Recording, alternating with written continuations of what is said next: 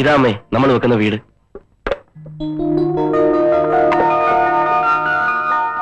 ഇത്രയും വലുതോ? ഏതായാലും വെക്കല്ലേ അമ്മേ, ഇത്തിരി വലുത് തന്നെ ആയിക്കോട്ടെ. ജീവിതത്തിൽ ഒരിക്കലല്ലേ പറ്റൂ. നമ്മ നടന്നാട്ടെ. അണ്ണാ പെട്രോൾ പെട്രോൾ ഒഴിക്കാടെ കിടന്ന് ചാവാ. സാറേ, സാറ് കൽക്കട്ട തന്നെ എപ്പോഴെത്തി?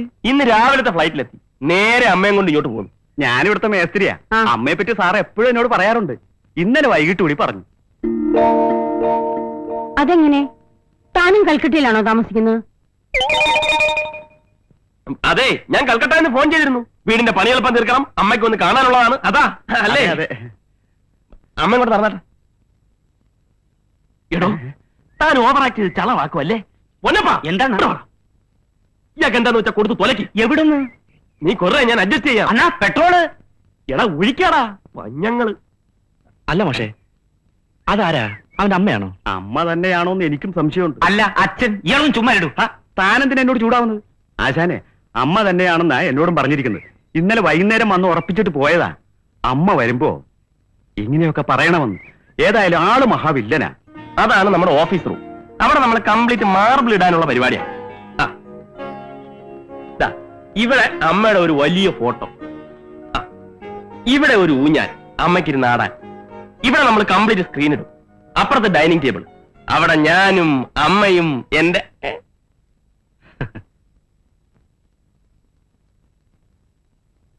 എടാ ഗോലകൃഷ്ണൻ, നീ കൽക്കട്ടയിൽ പോന്നു.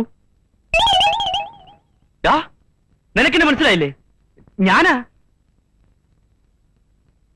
ബാലകൃഷ്ണൻ. ആരാ മോനെ അത്? ഞാൻ പറയാം. ഇവൻ എന്നെ ശരിക്കും അറിയാം. ഇപ്പൊ അറിയാത്തവർ നടിക്കുക. ഞങ്ങൾ തമ്മി ആദ്യവാദിയായി കാണുന്നത് തന്നെ റോഡിൽ വെച്ചാ. പോക്കറ്റടിക്കാരനാ വിചാരിച്ചത്. പോക്കറ്റടിക്കാരനോ? ബാലേഷ ഒന്നും വന്നേ. എടാ, നിന്റെ കംപ്ലീറ്റ് കാര്യങ്ങൾ അമ്മ അറിയട്ടാ. എനിക്ക് അമ്മയുടെ എല്ലാം പറയണം. നീ കൈവിട്ടെ.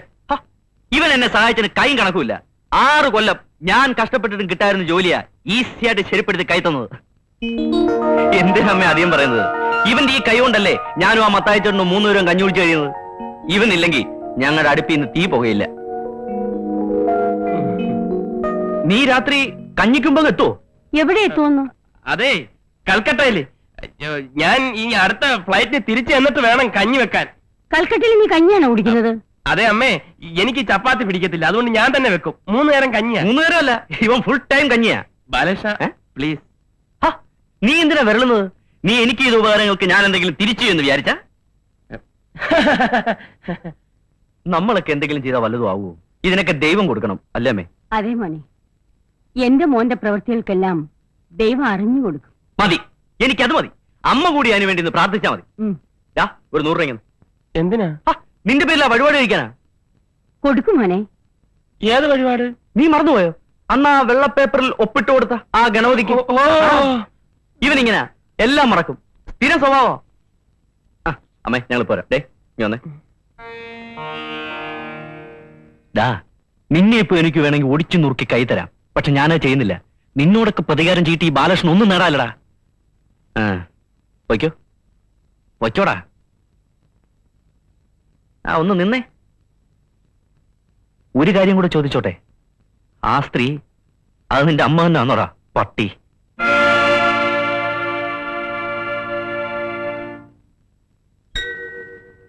കണ്ണീർ കായലിലേതോ കടലാസിന്റെ തോണി അലയും കാറ്റിലുലയും 2 കരയും ദൂരെ ദൂരെ.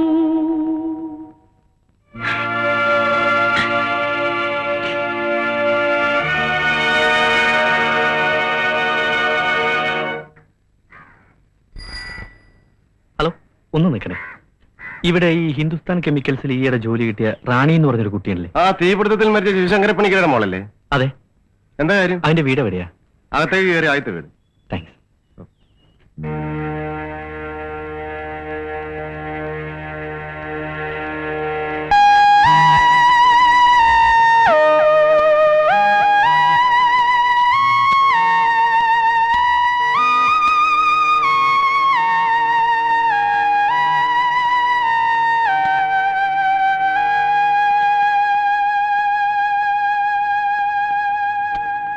കുട്ടികളെ, റാണിയില്ലേ ഇവിടെ?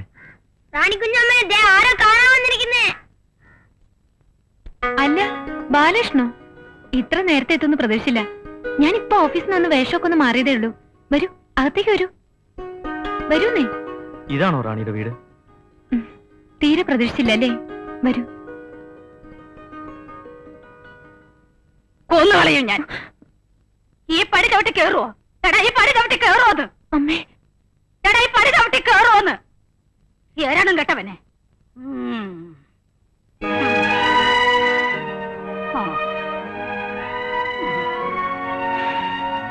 വരൂ.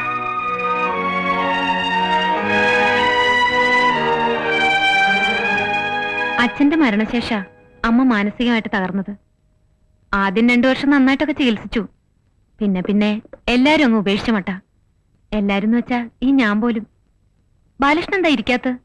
ഇപ്പോഴും അമ്പരപ്പ് മാറിയിട്ടില്ലെന്ന് തോന്നുന്നു. ഇല്ല, ഞാൻ ഇങ്ങനൊന്നുമല്ല റാണിയെ കരുതിയിരുന്നത്. ഇന്നലെ വരെ ഞാൻ കണ്ട റാണിയാണോ അതോ ഇന്നീ കാണുന്ന റാണിയാണോ? ഏതാ യഥാർത്ഥ റാണിയെന്ന് എനിക്കിപ്പോഴും സംശയം. സംശയിക്കണ്ട, ഈ മുമ്പിൽ നിൽക്കുന്ന ആള് തന്നെയാ യഥാർത്ഥ റാണി. അവിടെ ഇരിക്കുന്ന ഭ്രാന്തിയായ അമ്മ, അകത്ത് തളർന്നുറങ്ങുന്ന ചേച്ചി, ഭർത്താവ് ഉപേക്ഷിച്ചതാ. അവരുടെ 4 പെൺകുട്ടികളാ ആ കളിച്ചോണ്ടിരുന്നവര്. ഇവരൊക്കെയാ ബാലകൃഷ്ണൻ പറഞ്ഞ സാമർത്ഥ്യക്കാരുടെ സ്വത്തുക്കൾ. ഇതൊന്നും സാരമില്ല, ഇനിയൊരു സ്വത്തുണ്ട്. അതാ എന്റെ ഏറ്റവും വലിയ ദുഃഖം. ഉണ്ണി, ഉണ്ണി, എന്താ ചേച്ചി? ഒന്ന് ഇവിടെ വരെ വരാമോ? ദാ വരുന്നു.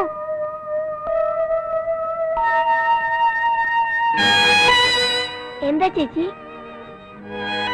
ഇവിടെ ഒരാൾക്ക് നിന്നെ കാണണമെന്ന്. ആരാ ചേച്ചി? നിനക്ക് കാണാമോ? എന്തോ പോലെ, ഒരു മിന്നായം പോലെ. ആ, ഇത് ബാലകൃഷ്ണൻ. ബാലകൃഷ്ണനോ? അതാരാ? ബാലകൃഷ്ണൻ ചേച്ചിയുടെ ആരാത്? അച്ഛന്റെ കൂടെ ജോലി ചെയ്തിരുന്ന ആളുടെ മോനകത്ത് വയ്ക്കൂ. കഴിഞ്ഞ SSLC പരീക്ഷയ്ക്ക് ഹൈ ഫസ്റ്റ് ക്ലാസ് ആണവൻ. അവന്റെ സ്കൂളില് ഏറ്റവും കൂടുതൽ മാർക്കും അവനായിരുന്നു. 1.5 മാസമേ ആയുള്ളൂ കണ്ണിന് കാഴ്ച കുറയാൻ തുടങ്ങിയിട്ട്. കഴിഞ്ഞ ആഴ്ച മുതൽ ഒട്ടും കാണാതായി തുടങ്ങി. പെട്ടെന്ന് ഇങ്ങനെ ഉണ്ടാവാൻ കാരണം? എന്തു പറയാൻ, വിധിയെന്ന് പറഞ്ഞാൽ മതിയല്ലോ. അച്ഛന്റെ മരണശേഷം എല്ലാ ചുമതലയും എന്റെ തലയിലായപ്പോഴും എനിക്ക് നല്ല ധൈര്യമായിരുന്നു. എല്ലാം ശരിയാക്കി എടുക്കാൻ പറ്റുമെന്ന് തന്നെ ഞാൻ കരുതി. എന്റെ പ്രതീക്ഷ മുഴുവൻ ഉണ്ണിയിലായിരുന്നു. എത്ര കഷ്ടപ്പെട്ടായാലും ഞാൻ അവനെ പഠിപ്പിക്കുമായിരുന്നു. പക്ഷേ ഡോക്ടർമാരാരെയും കാണിച്ചില്ലേ? കാണിച്ചു. എത്രയും വേഗം ഒരു ഓപ്പറേഷൻ നടത്തിയ അവന്റെ കാഴ്ച തിരിച്ചു കിട്ടാവുന്നതേ ഉള്ളൂ. കൂടുതൽ താമസിച്ച പിന്നെ ഒരിക്കലും കാഴ്ച തിരിച്ചു കിട്ടിയില്ല എന്ന് വരും. എങ്കിലും ഓപ്പറേഷൻ നടത്തിക്കൂടെ റാണി? നടത്തണം, പക്ഷെ അതിന്റെ വിലയാ ഭയങ്കരം. എന്റെ അനിയന്റെ കാഴ്ചക്കുള്ള വില അതെത്രയാണെന്ന് അറിയണ്ടേ? എത്രയാ? 50,000 രൂപ. എന്താ, തരാവോ? ഉണ്ണിയുടെ കാഴ്ചക്കുള്ള 50,000 രൂപയ്ക്ക് വേണ്ടിയാ ഞാൻ ഈ കളിച്ചതൊക്കെ. ഞാൻ കരുതിയിരുന്ന ബാലകൃഷ്ണൻ വലിയ ധനികനായിരുന്നു, സമ്പന്നനായിരുന്നു. പക്ഷേ കടം കൊണ്ട് നിക്കക്കള്ളിയില്ലാതെ നാട് വിട്ട ആളാണെന്ന് അറിഞ്ഞപ്പോ സത്യമായിട്ട് ഞാൻ മനസ്സുകൊണ്ട് ചിരിച്ചുപോയി. വിധി എന്നെ പിന്നെയും തോൽപ്പിക്കുന്നല്ലോ എന്നോർത്ത്. ബാലകൃഷ്ണന് വേണ്ടത് 35,000 രൂപയല്ലേ? 35 രൂപ പോലും എന്റെ കയ്യിലില്ല. ഇതൊക്കെ ഓഫീസിൽ വെച്ച് എങ്ങനെ ബോധിപ്പിക്കാന്ന് അറിയാഞ്ഞിട്ടാ ഇവിടെ വരാൻ പറഞ്ഞത്. ഇനി പറ, ഞാൻ എന്താ ചെയ്യേണ്ടത്?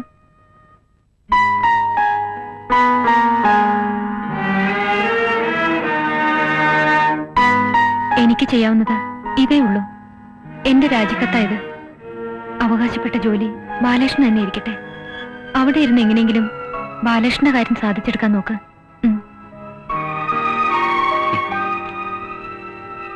പൊയ്ക്കോട്ടെ. പോവാ. പോകുന്ന വഴിക്ക് ഈ രാജിക്കത്ത് കയറി ഞാൻ കാറ്റിപ്പറത്തും. റാണി ആ കസേരന്ന് മാറിയാൽ, ഞാൻ മാറ്റിയാൽ പിന്നെ ദൈവം പോലും എന്നോട് പൊറുക്കില്ല. എതിർത്തൊന്നും പറയരുത്. റാണിയുടെ ദുഃഖത്തിലും റാണിയുടെ സന്തോഷത്തിലും കൂടെ ചിരിക്കാൻ ഒരാൾ കൂടി ഉണ്ടെന്ന് വിചാരിച്ചു ഞാൻ. റാണിക്ക് വേണ്ടത് 50,000 രൂപ, എനിക്ക് വേണ്ടത് 35,000 രൂപ. ഇപ്പോ എന്റെ ആകെ ഉള്ളതാ 100 രൂപ. ഇതൂടെ കയറി കാറ്റത്ത് പറത്തി നോക്കട്ടെ.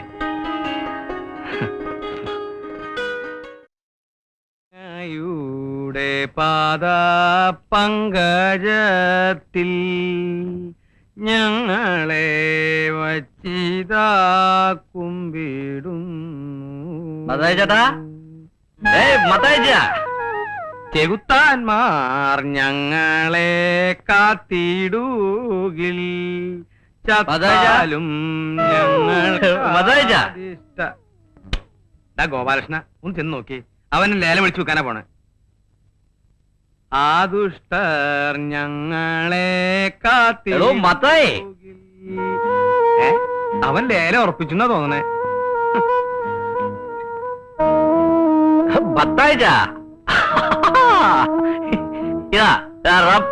ഇതിന് സ്വല്പം ഞാൻ വെള്ളം ചേർക്കാതെ അങ്ങ് കഴിച്ചു. ബാക്കിയുള്ളത് നമുക്ക് ഇന്ന് രാത്രി ഒന്ന് മുഴുവൻ അങ്ങ് തീർക്കണം. ജീവിതത്തിൽ ഇത്രയേറെ സന്തോഷം ഉണ്ടായിട്ടുള്ള ദിവസം വേറെ ഇല്ല. പിന്നെ എങ്ങനെ കുടിയായിരിക്കും മത്തായി ചേട്ടാ? അതെന്താടാ നിനക്ക് ഇന്ന് ഇത്ര സന്തോഷം? ആ നബിസുന്റെ കല്യാണമില്ലേ, അത് നടക്കില്ല. പൈസ കിട്ടിയില്ലേ? ഇല്ല. ആ പെണ്ണെന്ത് പറഞ്ഞു? അവിടെ ഒന്നുമില്ല മത്തായിച്ച, ഒന്നുമില്ല. അവളെ അപേക്ഷിച്ച് നോക്കുമ്പോ നമ്മളൊക്കെ രാജാക്കന്മാരാ, രാജാക്കന്മാര്. ഓ, അപ്പൊ അവള് പിന്നെയും നിന്നെ പറഞ്ഞു പറ്റിച്ചൂല്ലേ? പറ്റിച്ചൊന്നുമില്ല, അവൾ പറഞ്ഞൊക്കെ സത്യമാ. ഒന്നുമില്ല അവിടെയില്ലേ. പക്ഷെ ഒന്നുണ്ട്, നല്ലൊരു മനസ്സ്. മനസ്സിന്റെ പുണ്യൊന്നും നീ എന്നോട് പറയണ്ട. എന്റെ കയ്യിലുണ്ട് ഇത്ര വലിയ മനസ്സ്. അവളുടെ കയ്യിൽ കാശുണ്ടാ നിന്ന് പ്രസംഗിക്കുന്നത്? ഇതൊക്കെ കേട്ടിട്ടേ എന്റെ വയറ് കത്തിയിട്ട് പാടില്ല. നീ ഒരു ലേശം ഒഴിച്ചേ, ഇത് കിടത്താനാ. ഒഴിച്ചാ ഒഴിച്ചാ മതി മതി. ആ, വെള്ളം ചേർക്കണ്ടട്ടാ. എന്താണ്, എനിക്ക് വെള്ളം ഇഷ്ടല്ല. അത് കുടിക്കുന്നതിന് മുമ്പ് ഒരു കാര്യം കൂടി എനിക്ക് പറയാനുണ്ട്. എന്താ? ഈ കുപ്പിയെ വാങ്ങിയ കാശ് ആരുടെയാന്ന് പറയാവോ? ആരുടെയാ? ഈ ലോകത്തിലെ ഏറ്റവും വലിയൊരു നാറിയുടെ, പരനാറിയുടെ, ഇവന്റെ. കരുതിയിരുന്ന മത്തായിച്ച, ഏത് നിമിഷവും നമ്മളെ പറ്റിക്കും. പെറ്റ തള്ളയെ കണ്ണീച്ചോറയില്ലാതെ പറ്റിക്കുന്ന നാറിയായിവൻ. ഗോപാലകൃഷ്ണൻ, ഇതൊക്കെ നേരാണ്? പറഞ്ഞു വിടാ, ഞാൻ കണ്ടാക്കെ പറഞ്ഞുവിട്. എനിക്കിപ്പോഴും സംശയമാ, അത് നിന്റെ അമ്മ തന്നെയാണോ അതോ നീ ആരെങ്കിലും പറ്റിക്കാൻ വേണ്ടി വിളിച്ചോണ്ടോ? നല്ല അലവലാതി. പ്ലീസ് ഒന്നും പറയരുത്, അതെന്റെ അമ്മ തന്നെയാടാ. കഴിഞ്ഞ 1.5 കൊല്ലമായി ഞാൻ എന്റെ അമ്മയെ കണ്ണിച്ചോരല്ലാതെ പറ്റിക്കുക. പക്ഷെ ശരണാലയത്തിൽ കഴിയുന്ന അവരുടെ മനസ്സ് നിറയെ സന്തോഷമാണ്. മകൻ കൽക്കട്ടയിൽ വലിയ കമ്പനിയിൽ ജോലി ചെയ്യുന്നു, മാസാമാസം പണം അയക്കുന്നു, വിമാനത്തിൽ വരുന്നു. മകൻ അമ്മയ്ക്ക് വേണ്ടി വലിയ ബംഗ്ലാവ് പണിയുന്നു. നീ എന്തിനാണ് ഗോപാലകൃഷ്ണൻ നുണ പറഞ്ഞു പറ്റിക്കണേ? പിന്നെ ഞാൻ എന്ത് പറയണം മത്തായിച്ച? എനിക്ക് ജോലിയില്ലെന്ന് പറയണോ? ഞാൻ 3 നേരം പട്ടിണിയാണെന്ന് പറയണോ? ബാലകൃഷ്ണ, എന്റെ അമ്മ എന്നെ ഒത്തിരി കഷ്ട സഹിച്ചാ പഠിപ്പിച്ച്. പഠിപ്പ് കഴിഞ്ഞ് കോളേജിൽ നിന്ന് പുറത്തിറങ്ങുമ്പോ ആരെങ്കിലും ജോലിയും കൊണ്ടുവന്ന് എന്നെ പൊക്കിക്കൊണ്ടു പോകുന്നായിരുന്നു അമ്മയുടെ വിശ്വാസം.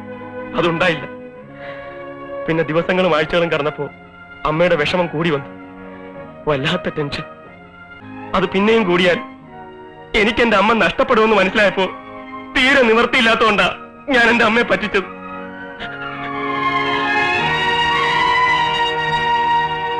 മത്തായി ചേട്ടാ, സത്യത്തിൽ ഇവൻ എന്റെ അമ്മയുടെ മുമ്പിൽ വെച്ച് എല്ലാ നുണകളും പുറത്തു കൊണ്ടുവന്നിരുന്നെങ്കിൽ ഈ രാത്രി എന്റെ അമ്മ ജീവനോടെ ഇരിക്കില്ലായിരുന്നു.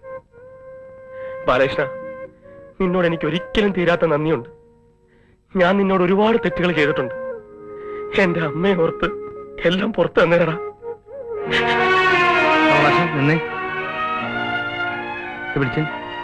നിനക്ക് പണക്കൊന്നുമില്ലല്ലോ? ഇല്ല. കൊടുത്തേ.